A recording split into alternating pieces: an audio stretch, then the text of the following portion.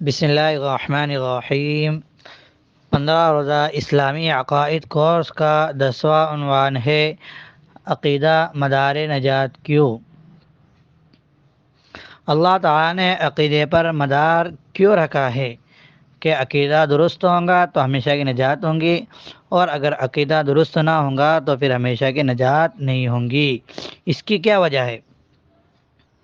وجہ یہ ہے کہ اللہ تعالیٰ نے انسان کو پیدا کیا ہے اپنی عبادت کے خاطر، اور ہمیشہ کی نجات رکھی ہے اس مقصد کے ساتھ رکھی ہے۔ مقصد کیا ہے؟ اللہ تعالیٰ کو پہچان کر اللہ تعالیٰ کی عبادت کرنا، عبد بننا۔ عبد بننا عقیدے کے بغیر ممکن نہیں ہے۔ تو جو جس مقصد کے لیے پیدا کیا گیا ہے تو ہمیشہ کی نجات اس مقصد کے ساتھ جوڑا ہے۔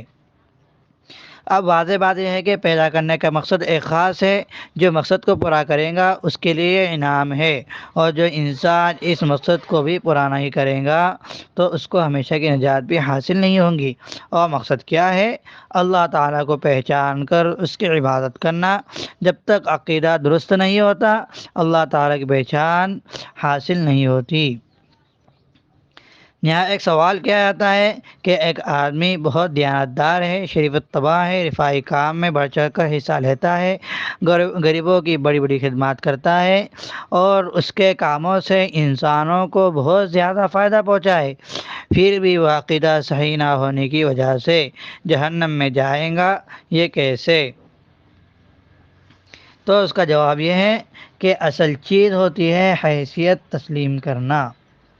اگر کوئی لڑکا والد کی خدمت کرے، ان کے پیر دبائے، ان کے لیے جان نچھاور کرے، لیکن وہ یہ کہے کہ میں اپنا والد نہیں سمجھتا، تو کیا وہ باپ کا فرمانبردار کہلائے گا؟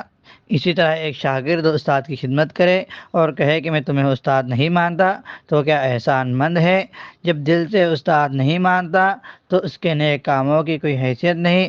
جب لڑکا دل سے باپ نہیں مانتا تو اس کے نیک کاموں کی کوئی حیثیت نہیں۔ جب ایک بیٹا باپ کی حیثیت تسلیم نہیں کرتا کہ میرا باپ ہے، میرے والد ہے، تو باپ کی کتنی بھی خدمت کر لے اس کی کوئی حیثیت نہیں ہوں گی۔ جب ایک شاگرد استاد کی حیثیت تسلیم نہیں کرتا تو وہ استاد کی کتنی بھی خدمت کر لے اس کی کوئی حیثیت نہیں ہوں گی۔ اسی طرح جب ایک انسان بڑا ماہر، قابل، صلاحیت مند ہو، لیکن ملک کے آئین، قانون، دستور کو نہیں مانتا، تو کیا ملک کا وفادار کہلائے گا؟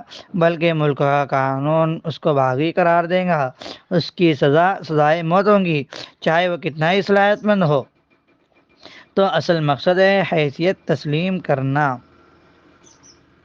کہ اللہ تبارک و تعالیٰ نے نجات کا جو مدار رکھا ہے وہ حیثیت تسلیم کرنے پر ہے کہ وہ اللہ تعالیٰ ہے۔ اگر اللہ تعالیٰ کی حیثیت تسلیم نہ کرے، چاہے وہ کتنا ہی نیک اعمال کر لے، تو اس کی نجات نہیں ہو سکتی۔ اس لیے سب سے بڑا جرم ہے حیثیت کو تبدیل کرنا۔